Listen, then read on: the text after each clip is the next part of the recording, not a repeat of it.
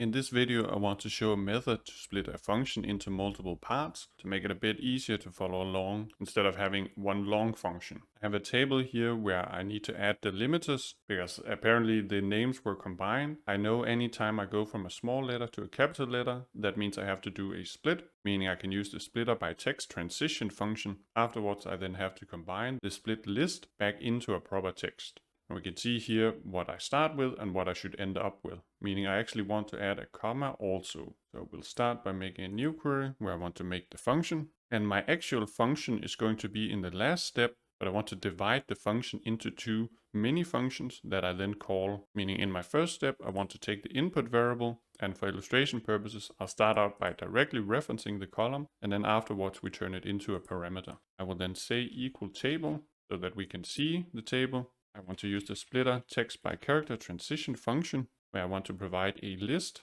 That can either be a list of characters or it can be a function. And in this case, I can simply look at all of the small letters. So my before list is going to be A through Z, and you could optionally also add special characters like the Danish characters if you want to or if you need to. And my after is then also going to be a list, this time the capital letters. Again, we use the list constructor and I'll add the Danish characters just for fun. That's actually already everything we have to do. The splitter functions are closure functions, which means they produce a function that then does the actual split. So afterwards, in parentheses, I can add, I want to apply this on the table. And I think I called it column 1. I did not call it column 1. Yeah, and that's because if I do table column 1, it's going to take a list, and actually this is applied on a text, meaning I have to specify I want to go into the first row. Then we get the split as I want, then we can delete this part. We now have the function that I want to use. I can rename the first step either by double clicking or right clicking and say rename or pressing F2, but I can rename it if I go into advanced editor. But first I'll add a new step, because inside the advanced editor it's going to assume that you want to print the last step. I can now rename this to func split text. Now I can go back into the query and see here it references source, but I changed that inside the advanced editor. And whenever you change a step name here, it isn't reflected in the other references. So you should avoid doing that. But we can now move on to the next part, which is then going to be, I want to take the output of func split text. And again, I'm going to, for illustration purposes, show it. We'll start with that value. I then want to use a combiner function, which is going to be, I want to combine text by using a delimiter, and that's going to be comma space, which then outputs that function. And combiner functions are also closure functions, which means they produce a function that then combines text by using this delimiter. We can apply it on that, and I need to wrap this in parentheses, and we now get the output I desire. I can remove that part in order to make the step a function, and then we can rename as delimiter.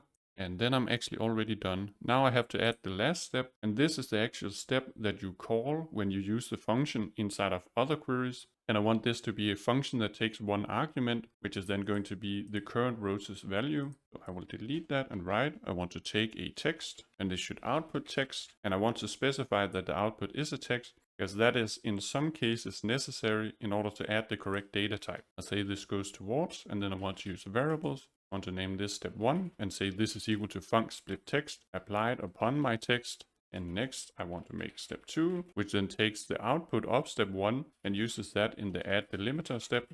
And I misspelled that, but that's fine. And then take an input of step 1. Then we can use this in the actual calculation, which is to output step 2. And then I want to go in and fix the name here. And when I make a change outside of the advanced editor, that change goes through all of the chains, meaning anytime I reference it, it gets changed. Very convenient. In any case, I am now done. Actually, we should rename that step. When we then call the function, which we should call something, the name of the query isn't the name of this step. So I can call this func clean text, and then I'm just going to copy that. And actually, we could also add the column via the invoke custom function button. Say that is my func clean text, and it takes an argument, and we can say that's column 1. And then okay, that's fine. And unfortunately, even though I specified that the output of this function should be text, the actual data type of the column is still type any, which we can fix with type description by writing type text as part of the table.addColumn function. And that's everything. So I decided to split the calculation into two parts. And